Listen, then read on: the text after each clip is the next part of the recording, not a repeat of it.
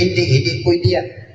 Pwedeng ikot ang bersikulong yan kung halimbawa ang nangaral niyan ay apostol ni Kristo.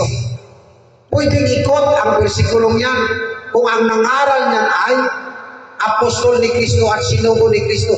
The same ng karapatan at authority ni Pablo, kaya may kaligtasan.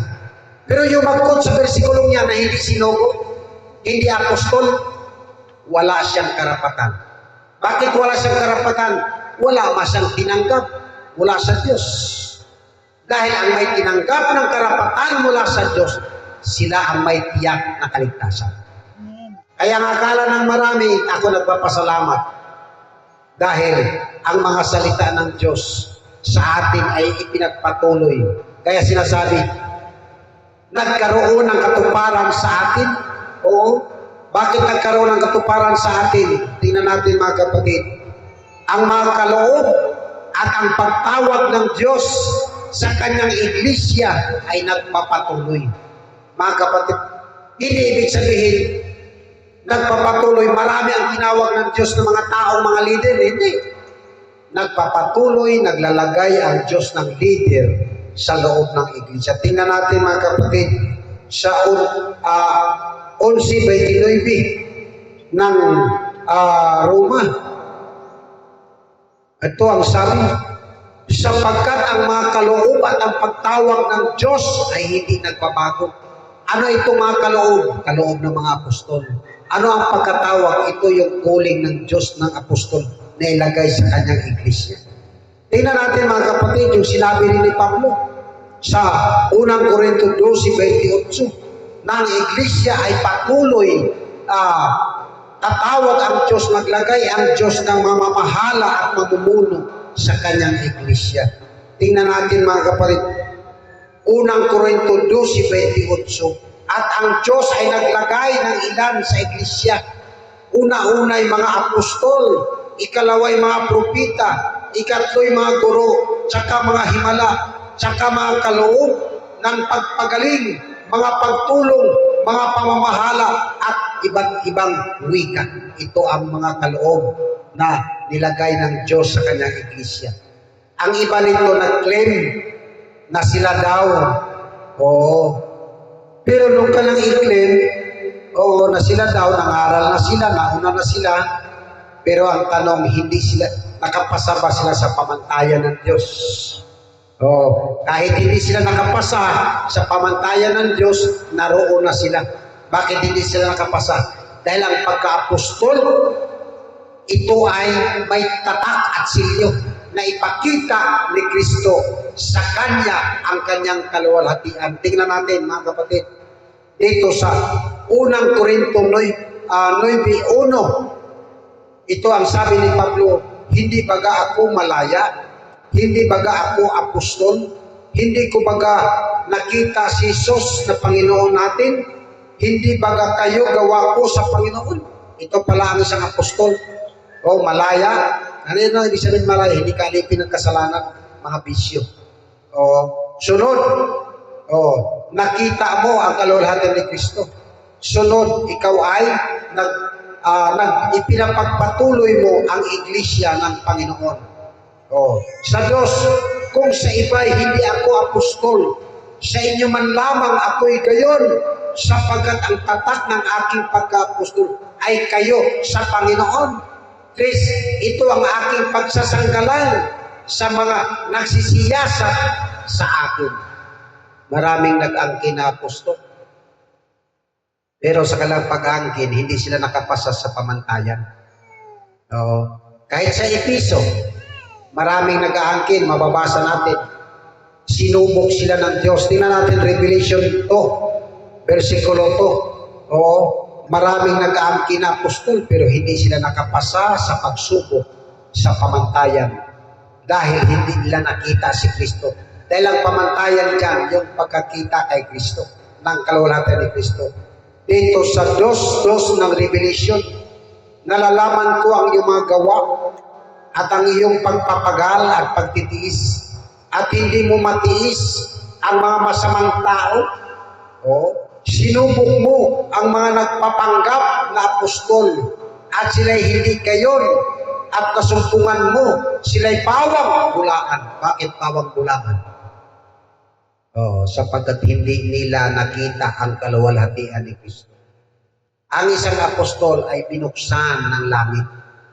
Ang isang apostol pinapasok sa langit, pinakita ang kaluwalhatian ni Kristo, pinakita doon sa santuary ng Diyos, naroon ang mga kulog at kidlat at pumuputok, at naroon din ang makita mo ang mukhaan na anak ng Diyos ang Panginoong Hesus. Siyang birko. Ngayon, kung hindi mo nakita at nakaangkin ka, ibig sabihin, matupad sa iyo yung sinasabi na nagpapanggap na apostol at nasumpungan sila ng pawang bulaan. Ano ang bulaan, mga kapatid? Nagsisinungaling. Walang tiyak na kaligtasan. Walang kaligtasan. Dahil ang bulaan, mga kapatid, ano ang espiritu na pumapasok sa bulaan? Ang espiritu na pumapasok sa mga bulaang nangangaral, espiritu na karumal-dumal, espiritu na sinasabi, wangis ng palaka. Gaya ng binasa natin sa Revelation 16:13. Ngunit ang espiritu ng Diyos kapag dumating sa iyo, makikita mo liyab na apoy. Magkalayo. At ano ang tatak niyan, mga kapatid? Yan ang silyo. Sa mga hindi anak ng Diyos, ang kalang tatak ay 3 size. 666 sa kalang noo at 666 sa kalang mga kamay. Sa ating mga kapatid ang tatak, liyab na apoy sa ating noo. Yan ang tatak natin. Pangalan ng anak ng Diyos at pangalan ng Ama. Puri ng Panginoon. Yan masisecure lamang. Masasabi lamang natin ang isang church na tunay kung ito'y nangyari sa kanila. O tingnan mo yung mga churches sa ating panahon ngayon, napakarami. Ang tanong, tinatakan ba ng Diyos ang kailang leader? Wala. Ano ibig sabihin? Naghintay sila ng wala. Naghintay sila ng walang response. Dahil ang pagtatak ng espiritu at apoy, ito yung pag-sanctify na ikaw ay nasa tunay na iglesia, tunay na sinuno. At ikaw ay patunay na ikaw ay pag-aari ng Diyos. Yan ang patutuo at testimony na ikaw ang tao na ginamit ng Diyos sa kanyang iglesia. Hallelujah! Kaya paglingkuran natin ang Diyos, mga kapatid. Paano mo paglingkuran ng Diyos sa kanyang tunay na iglesia? Paglingkuran mo siya na walang pag-alinlangan. Dahil ang nag-alinlangan, katulad sila ng alon sa dagat. Ano ang alon sa dagat, mga kapatid? Halimbawa, ang alon sa dagat, mga kapatid, kapag amihan, mula ang hangin doon sa samar, sa sikatan ng araw, tulak papunta dito sa ledi. Kapag habagat ang hangin mula dito sa may ledi hanggang doon sa north, tulak, from south to north ang hangin, ang magiging, kaya ang alon walang panindigan. Ang anak ng Diyos, ang mga anak ng Diyos, may panindigan ka. Na ipaglaban mo ang panig ng Diyos. Ano ang pakipaglaban sa panig ng Diyos, mga kapatid? Ipaglaban mo hanggang kamatayan. Hindi ka matatakot. Bakit hindi ka matatakot? Sapagkat sasamahan ka ng Diyos. At ang labanan dito sa mga anak ng Diyos, mga kapatid, magtapat ka hanggang kamatayan. Ganun katapat ang hinahanap ng Diyos sa kanyang mga anak. Tingnan natin, mga kapatid, dito sa Revelation verse 10, chapter 2 verse 10. Huwag mong katakutan ang mga bagay na iyong malapit ng tiisin. Narito malapit ng ilagay ng dyablo ang ilan sa inyo sa bilangguan upang kayo'y masubok at magkaroon kayo ng kapighatian 10 araw. magtapat ka hanggang kamatayan at bibigyan kita ng putong ng buhay. Alam niyo ang paglilingkod sa Diyos, ito ang sinasabi hanggang kamatayan. Oo, till death do us part. Oo, ano ito? Pakaslan mo talaga ito. Bagaman may mga tao na nagpakasal pero maya-maya ikakasal ulit sa iba na namang babae. Pero yan ang ibig sabihin niya na walang katapatan. Pero ang pagtatapat na hinahanap ng Diyos hanggang kamatayan, na mahalin mo ang Diyos, paglingkuran mo ang Diyos hanggang kamatayan. Kapag ikaw ay naramdaman mo na parang may aagaw sa iyo, ano mo gagawin? Kasi si Satanas ang aagaw sa tao. Mag-ayuno ka, manalangin ka, magpuri ka sa Diyos, luwalhatiin mong Diyos, basahin ng Biblia, at sabihin mo, ako'y anak ng Diyos. Ako'y tagapagmana sa langit. Ang mga anak ni Satanas, tagapagmana sa impyerno. Ano ang impyerno, mga kapatid? Bakit nilikha ng Diyos ang impyerno? Para kay Satanas. Bakit may mga tao na mapunta sa impyerno? Dahil hindi sila maniwala sa mga sinugo ng Diyos na pinadala. Dahil ang kanilang pinaniwalaan, mga kapatid, lamang ay ang kanilang sarili. Tingnan mo ang mga relihiyon. Mahirap mo nang madala sa Diyos yan. Dahil gaya ng sinabi ni Kristo, ang mga prostitute, ang mga tulisan, magnanakaw, makapasok sa langit. Pero ang mga relihiyon, ang mga leader ng relihiyon na yan, hindi sila makapasok sa langit. Bakit ano ang mayroon sa relihiyon? Ang relihiyon, mga kapatid, may espiritu yan ng demonyo. Nasa kanila'y nakatali. Kinakadinahan sila ng espiritu ng demonyo. At hindi sila makawala basta-basta niyan. At ano pang ginawa ng espiritu ng Diyos, ng demonyo sa kanila? Binulag sila, inapi sila. O tingnan mo yung mga, halimbawa yung mga adik. Maghahanap talaga sila ng pera para pambili ng shabu.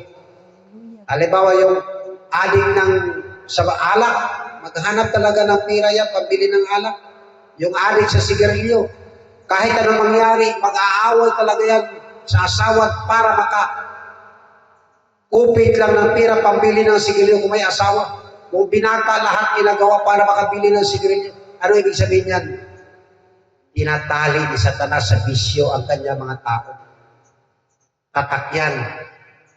Kahit pagod na sila, wala silang kapahingahan. Bakit, mga kapatid?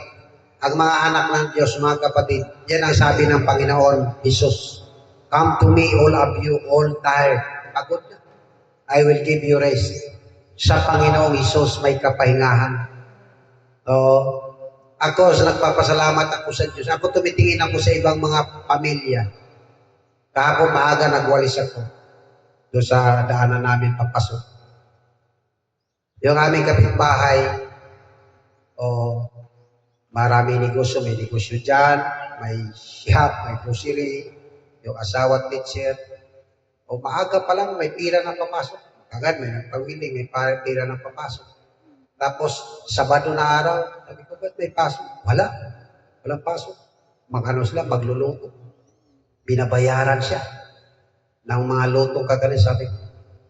Kami ni Sister Sinalin, wala talagang pumapasok.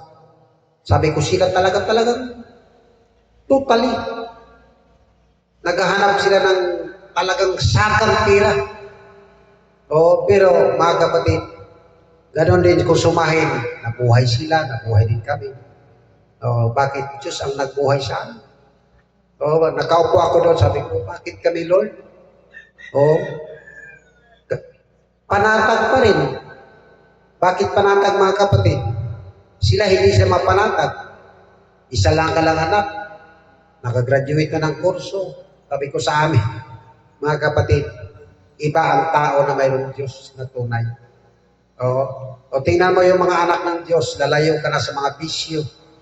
Ang bisyo kasi, mga kapatid, isa yan sa manifestation of the power of the devil. na hindi ka makawala. Halimbawa, yung ikaw lasinggero, hindi ka na makawala. Bakit? May basbas ni Satanas yan. Oo. Lalo yung relihiyon na may basbas sa Satanas, matagal na, pero kita mo, matanda na lang yung mga tao, namatay na lang, pero yung kalang mga bisyo, hindi sila makawala. Pero yan, sabi ni Pablo, hindi ba ako malaya? Ano ibig sabihin malaya? Malaya ka na kay Satanas. Ang mga anak ng Diyos, hindi ka na basta-basta maalipin ni Satanas. Dahil ang nag-alipin sa atin, ang Diyos. May dalawa, panig na umalipin dito sa mundo. Kapag ayaw mo sa Diyos, kay Satanas ka. O tingnan mo yung mga tao nagpalipin kay Satanas. Dahil pira, kukurampot na pira, ihanap nila sa kanilang mga bisyo paraan ng kanilang mga bisyo. Pupunta sa mga beer house, sa mga inuman, o halimbawa malipin ka sa sugal, sabong. Ang malipin sa sabong, talagang kahit hindi para pang sabong yan, kahit bili ng bigas, may posta sa sabong yan. Ano yan? May espiritu yan. Oo. Kahit nga yung isang tao na panglas na talagang pira na para na lamang sa kanyang mga anak, igastos pa niya para sa pangsabong. Kasi may kwento yan ganito. Oo. Yung magsasabong, iniwan niya yung manok doon sa kanyang asawa. Nung iniwan niya, sabi niya, ito pambili ng vitamins sa manok, ito yung pambili ng pagkain ng manok. Pero wala siyang iniwan na pagkain sa kanyang mga anak. Ang kanyang mga manok, may mga vitamins. Pero yung kanyang anak at kanyang asawa, walang vitamins. Kaya nangyari, ang kanyang mga anak, mga payat. Pero ang kanyang mga manok, matataba. Tanungin mo, bakit yung manok mo matataba, yung mga anak mo payat? Siyempre, di vitamins ang ating mga manok. Yung mga anak mo, ba't hindi mo binitamins? Hindi naman yan pangsabong. Isipin mo yan. Ang mga anak, gusto mo, may dumaan na, oy, Baranakyo, ay, palit na lagi tayo, Baranakyo. Saba niya, pampalit na rin. Tubong sa manok, kaulong pa rin yung Baranakyo. Ibig sabihin, mas mahalaga sa kanyang manok. Yung anak niya, matiis niyang magoto, mapasmo, pero yung manok niya, hindi niya kaya tiisin. Ganon katindi ang kasalanan. O tingnan mo yung mga pulis na may mga kabit. Yung ditong bulsa, sa isang kabit. Yung ditong bulsa, sa isang kabit. Yung ditong bulsa, sa isang kabit. Yung ditong bulsa, sa isang kabit. Pag nangutong. Saan ang bulsa para sa asawa at sa mga anak? Wala doon na sa ATM, sa sweldo na. Wala sila dito. Ang nandito, yung isang kabit, si number 1, si number 2, si number 3, number 4. Yung asawa, doon na siya sa monthly ko. Ganong katindi, gumagawa ng paraan. Bakit gumagawa ng paraan? Sapagkat sinasakyan siya ng dyablo. Dahil ang dyablo, may power ng hypnotismo. Ini-hypnotize niya yung tao. Halimbawa, gagastos talaga siya sa kanyang gagastusan. Tingnan mo yung tao, kahit saan tayo sa Pilipinas. Yung tao walang-wala na, manraha para itubong sa baboy. Para yung baboy makakain, para pagdating sa pista ay makatay. In-hypnotize yung tao. Pambili niya ng tuba, pambili ng lamas, panakot, pambili ng pitch para sa baboy, tapos kakain ng baboy sa pista. Pagkatapos, mahabang araw, wala siyang pagkain, laging tiis ng budo. Buwan, nagtiis ng mga pagkain na hindi ma-vitamins. Pagdating sa araw ng pista, kakatay ng baboy, lahat ng mga barkada nandyan, kamag-anak mga inuman. Pagkatapos noon, wala na rin. Balik ulit sa budo bulan. Bakit mga kapatid? Sila ay na-hypnotize ng espiritu. Kaya hindi nila, iniisip nila, ako mga kapatid, sa bawat araw, kung ano ibigay ng Diyos, yun ang akin. Dahil ako may pananampalataya. Ang Diyos ay buhay, na kaya niyang kustusan ang kanyang mga anak. Oo. Dahil mga kapatid, di ba sinasabi ng salita ng Panginoon, ano ang aming kakanin? Ano ang aming daramitin? Ano ang aming inumin? Yan lahat ay pinaghahanap ng mga hintil. Ngunit, alam ng Diyos Ama sa langit ang kailangan ng kanyang mga anak. Purihin ng Panginoon, ano ang kailangan ng kanyang mga anak, mga kapatid?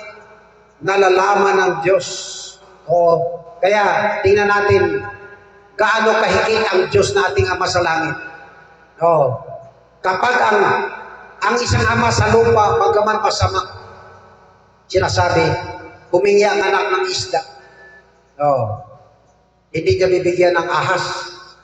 Bagaman yung sa bungero, humingi ang anak ng pagkain, ayaw ibigay dahil nandoon na sa manok, ipakain. O, pero hindi, illustration ni Jesus Christ. Ang ama sa lupa masama, bagaman masama, marunong magbigay. Humingi ng ang kanyang anak ng isda, bibigyan niya. Humingi ng tinapay, bibigyan niya. O, lalo pa ang ating Ama sa langit na mabait na Ama. Na nagpapaulan siya sa mga taong mabuti, nagpapaulan siya sa mga taong masasama. O tingnan mo ako, nagpasalamat din umulan kanina kahapon. O, narinig ko yung balitang El Nino sa Bicolon. Nahawa ko sa asawa ko, panaytilig doon sa kanyang tanim. Dalawa kong tanim sa itaas. O, nahawa ko, sabi ko, sana Lord, umuulan-ulan dito sa amin. O, biyaya naman ang Diyos, umulan din. Sabi si Silid na pastor, nag-ampokos Ginoo na ulan dahil marami akong tanim. Biyaya ng Diyos, dininig din ng Diyos ang ating panalangin. Bakit mga kapatid? Yun ay isa sa katugunan ng Diyos na nagpapaulan siya sa mga taong masasama, nagpapaulan siya sa mga taong mabuti. Ano ibig sabihin? Ang Diyos ay balance. Kahit ang tao masama ang ginawa, hindi niya ginawa ng masama. Mabuti ang kanyang ginawa. Itong tao na mabuti, ay ginawa niya na mabuti din. Purihin ang Panginoon. Kaya, anong mga dahilan bakit ang tao ayaw maglingkod sa Diyos? Dahil mga kapatid, ganito yan. Ang mga tao gusto maglingkod sa Diyos. Pero mawalan sila ng gana. Bakit mawalan sila ng gana, mga kapatid? Dahil maraming naglilingkod sa Diyos, mga kapatid, na tumalikod. Bakit tumalikod? Ng lalamig. Sa kanilang panglalamig, hindi na sila lalakas. Bakit hindi na sila lakas? Ganito kasi sa paglilingkod sa Diyos. Mayroon kang duty at responsibility na iyong gagampanan. Gustong lumakas. O, ang gagawin mo. O, basahin mo ang Biblia. Manalangin ka. Mag-ayuno ka. Upang ang Espiritu ng Diyos sa iyo, mga kapatid, ay kumilos.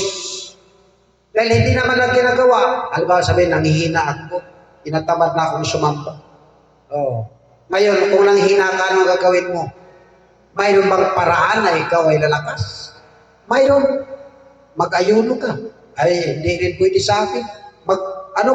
Manalangin. Tamad ako. O, basahin mo ang Biblia. Lalo nakakatamad. Dahil ang paglilingkod sa Diyos, mga kapatid, sa isang tao, ito ang pinakamalaking responsibilidad ng tao sa mundo. Mas mataas pa sa responsibilidad na ginampanan mo sa lupa. Dahil ang bawat tao may responsibilidad. Ikaw isang ama, mayroon kang anak. Responsibilidad ko, bilihan mo ng gatas ang anak mo. Responsibilidad ko, damitan mo. Responsibilidad ko, mavitamins. Responsibilidad mo, napakainin mo, paaralin mo. Para ang anak mo ay magiging isang tao na maging kagalang-galang paglaki niya. O, pero kung ikaw, halimbawa may mga magulang ng kanilang mga anak pinabayaan, o kaya ako, halimbawa narinig ko si Josel ay na-enrolled sa pagkukuha ng mga kamote. Nung nalaman ko, golping lati ko. O, pinalo ko kawayan, ganit, malaki pa nito. O, sampal, suntok sa balikan. Sabi ko, hindi magandang ginawa mo. O bakit mga kapatid? Ngayon sa ating panahon, pag pinalaw mo ang mga bata, anong gagawin? Ikukulong ka sa DSWD. Kaya, kapag ang batas ng DSWD ngayon, patuloy yan, darating ang panahon, ang mga bata magiging masama, magiging mga kriminal. Bakit? Bata pa makapatay na. Maraming mga bata nakasaksak na sa kalooban. Mayroong mga nag-edad pa lamang ng 12, 13. Oo, nakasaksak na, nakapatay. Bakit mga kapatid? Kulang sa disiplina. Kaya sinasabi, kung ang anak mo, mahal mo siya, ayaw mo na mapunta siya sa impyerno, huwag mong ipagkait sa kanya ang pamalo dahil hindi naman siya mamatay sa pamalo. Ngunit kung pabayaan mo siya na hindi mo siya ituwid, hindi mo siya paluin, siya ay pupunta sa impyerno. Bakit pupunta sa impyerno? Gawa ng kasalanan, wala sa kanyang magtutuwid. Kaya nilagay ka ng Diyos na magulang dahil para ituwid mo ang iyong anak. Upang siya makalakad sa landas na dapat lakaran na dili iba ang landas ng mga banal. Purihin ang Panginoon. Halimbawa, ikaw ay isang taong lumakad sa kabanalan, pero ang mga anak mo lumakad sa kalbasan, bahisan. Sabihin mo na, hindi ko matuwid ang mga anak ko dahil nandyan ang DSWD. Ako mga kapatid, dinidisiplina ko mga anak ko. Bakit mga kapatid? Sabi, ikulong ka dahil pinalo mo anak mo. Sabi ko, sige, pwede. Bakit mga kapatid? Inihambing ko yung mga walang disiplina. Tingnan mo dyan sa kondo. Yung mga tao niya na walang mga disiplina. O tingnan mo, maya-maya nagpapatayan kung ano mga nangyayari. Tingnan mo ngayon sa tondo, may nangyayari ng patayan din. Kaya po rin ang Panginoon, tingnan mo ang ating bansa. O kulang sa takot sa Diyos. Alam mo nangyari, nung umupo si Pangulong Duterte, o tuloy ang nangyari, yung mga adik, dumami, marami namatay. Saan ba ang maganda? Paluin mo ang anak mo o patayin mo lang siya? Mas maganda yung paluin mo, ituwid mo, at palakihin mo siya sa turo at aral sa salita ng Diyos. At ibigay mo sa kanya na matakot siya sa Diyos at sundin niya ang utos ng Diyos. Purihin ang Panginoon. Kaya sa iglesia mga kapatid, halimbawa tayo ay maghahandog ng bata. Sinasabi natin, palakihin niyo ang bata sa turo at aral sa Diyos na may takot sa Diyos. Huwag niyo siyang pabayaan lumaki na walang takot sa Diyos. Dapat mahalin niya ang Diyos. Igalang niya ang kanyang ama at ina. Igalang niya ang Diyos. Paglingkuran niya ang Diyos hanggang sa sumapit sa kanya ang panahon na tamang panahon upang siya'y makatayo na ipakipaglaban ang panig ng Diyos. Ako mga kapatid natin, nung ako'y bata pa, dahil aking mga magulang lumaki na sulit sila Katoliko. Pero ako mga kapatid, nakarinig ako ng awitan sa mga born again. Nagtaka ako, pumunta ako doon. Walang tumawag sa akin. Ako lang tumakbo doon. Diyan may bako dyan sa bahay niya, Alex. Diyan lagi nakaupo ang mga bata. Maaga pa lang, hapon na. Mga alas 6 ng gabi, awit na dyan. Dagan sa lumbanig kinabuhi, may ganti ka nag-ulan. Awitan na, grabe. Nagtaka ako. Kahit anong gawin kong iwas, hinihigop ako ng mga nag-aawitan at pupunta ako doon. Sumasama ako sa pag-awit. Ang aking puso, mga kapatid, naging masaya. Nagkaroon ng kagalakan sa mga pag-awitan-awit sa Panginoon. Tapos, nagsimula noon hanggang ngayon, ilang taon na ako ngayon? 57 years old na. Mag-58 na ngayong December 31. Pero mga kapatid, yung pag-ibig ko sa Diyos at yung ningas ko sa paglilingkod sa Diyos, hindi ko kayang pigilin.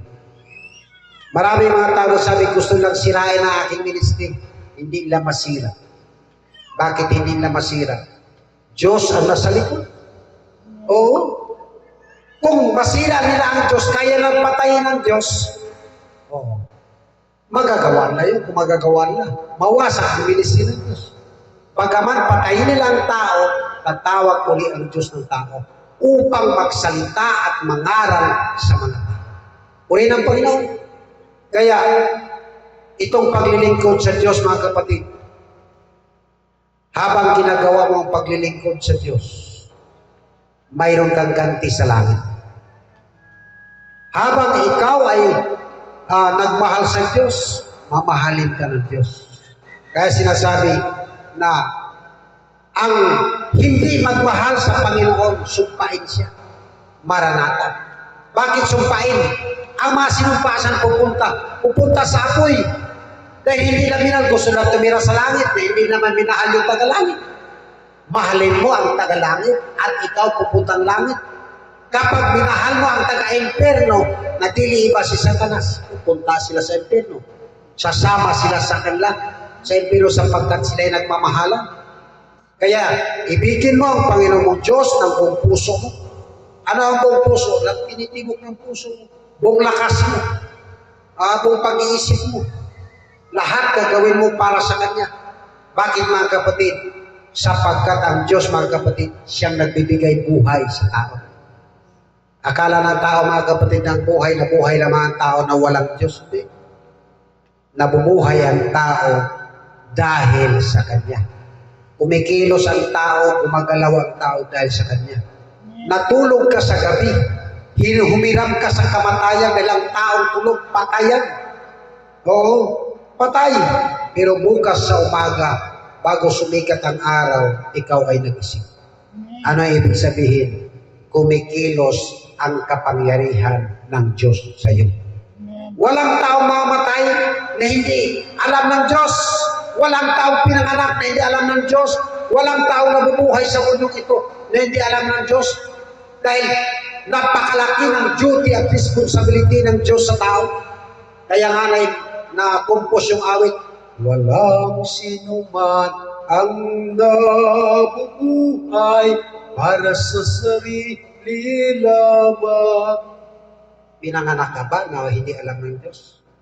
Walang sinuman ang namamatay para sa sarili lamang.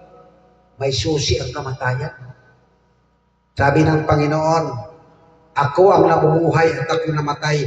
Nasa akin ang susi ng kamatayan at ng hadis. May mga tao na bigla na lang namatay pero akala nila, siguro baka hindi alam ng Diyos. Alam ng Diyos. Kaya alam ninyo ang mga tao na naglilingkod sa Diyos, habaan ng Diyos ang buhay. Amen. Tingnan mo yung isang ari. Oo. Nagkaroon siya ng piksa sa kanyang binti. Oo, sinabihan ng Diyos, sabihin mo dun sa hari na yon, na mamatay na siya. Ihanda na niya ang kanyang sarili, ang kanyang mga kamag-anak lahat dahil mamatay na siya. Patungo na siya sa kamatayan. Alam mo ang ginawa ng hari? Lumuhod. Umiyak. Tapos, nung nakita ng Diyos na umiyak yung hari, nanalangin, pinabalik niya si Propeta Isaias. Balikan mo doon. Sabihin mo na hindi pa siya mamatay. Dagdagan ko ang kanyang edad ng mahaba pa. 15 years ang dinagdag. Mabuti na lang yan. Kamatayan na niya, last na sana, pero dinagdagan siya ng 15 years. Bakit, mga kapatid? Ang buhay ng tao nasa kamay ng Diyos. Purihin ang Panginoon, kaya tayo lahat ay tatayo. Tayo aawit sa Panginoon.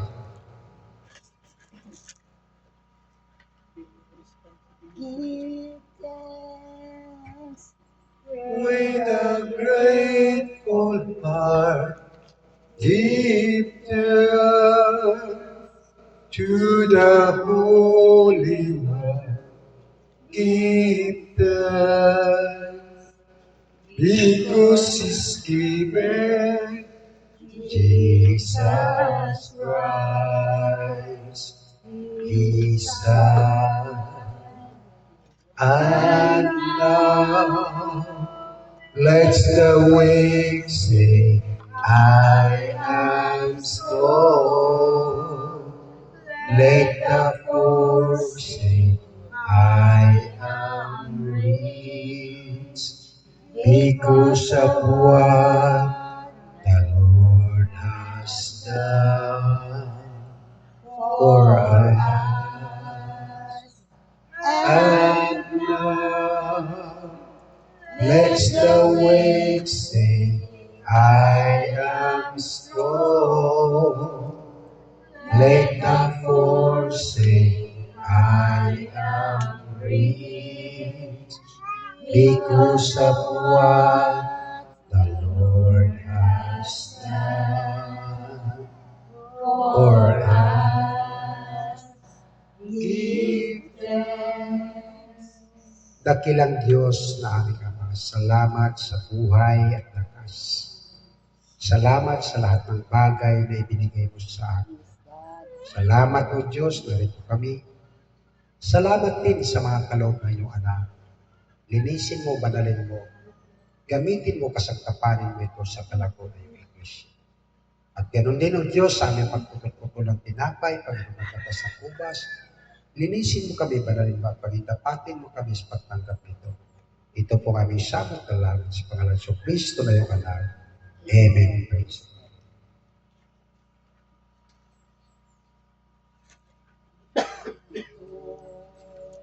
Tinapay ng buhay, kanin mo, magbahagi. Ito ang tinapay ng buhay, kanin mo, mag-iisa. Yan ang katawan, pinayuhan, upang ikaw ay mabuhay. Yan ang katawan, naghirap, upang iyong kamtan ang buhay na walang hanggan. Praise the Lord, mga kapatid. Hawak natin ang saro at tinapay na sumisimbolo sa katawan ng ating Panginoon Kristo. Bago natin tanggapin, magkaroon tayo ng pagsaliksik sa ating sarili pag tayo makakain ng kasalanan. Dakilang Diyos na aming banal at makapangyarihan sa lahat. Linisin mo kami, banal mo, pagdapatin mo kami sa pagtanggap ng tinapay na sumisimbolo sa katawan ng anak na si Kristo. Ito po ang aming samot na lang sa pangalan ng Jesus na ito. Amen. At sapagkat tinanggap ko sa Panginoon, ang binibigay ko naman sa inyo ng Panginoong Jesus ng gabi sa pagkanulo ay dumampot ng tinapay. At nang siya makapagpasalamat ay kanyang pinagputol-putol at sinabi, ito ang aking katawan na pinagputol-putol dahil sa inyo gawin ninyo sa pag-alala ito sa akin. Ating kainin ang tinapay.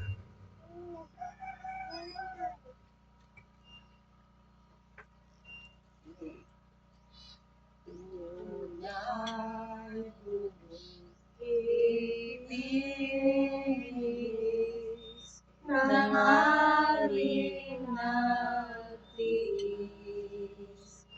buhay ay sadyang inalis ng taong bulisi. Doon sa krus, liwanag ay namasdan, at ang tigib kong puso ay naibsan.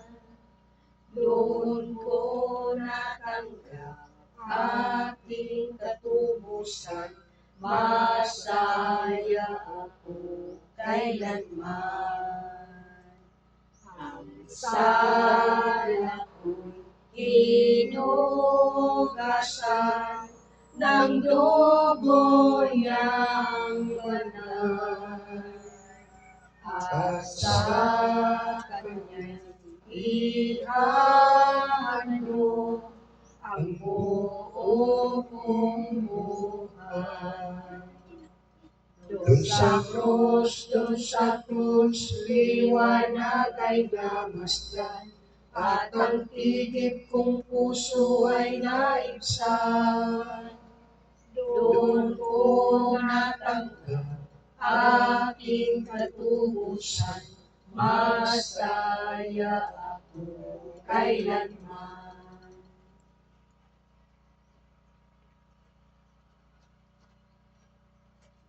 Mga kapatid, hawak natin ang saro na may lamang tabas ng upas na sumisimbolo sa dugo natin Panso Kristo. Bago natin tanggapin, magkaroon ng pagsaliksik sa ating sarili upang huwag tayo magkahinog ng kasalanan. Dakilang Diyos na aming Ama, patawad po sa lahat namin pagkukulang, pagpasala sa iyo, linisin mo kami, banalin mo, pagtapatin mo kami sa pagtanggap nito. Ito pong aming samot ng langin sa Panso Kristo, ay ang bugtong na anak. Amen. At gayon din naman, hinawakan ang saro pagkatapos na maghahapon na sinasabi ang saro ito, siyang bagong tipan ng aking dugo. Gawin niyo ito tuwing kayo magsisinom sa pag-alala sa akin. Ating naman ang saro.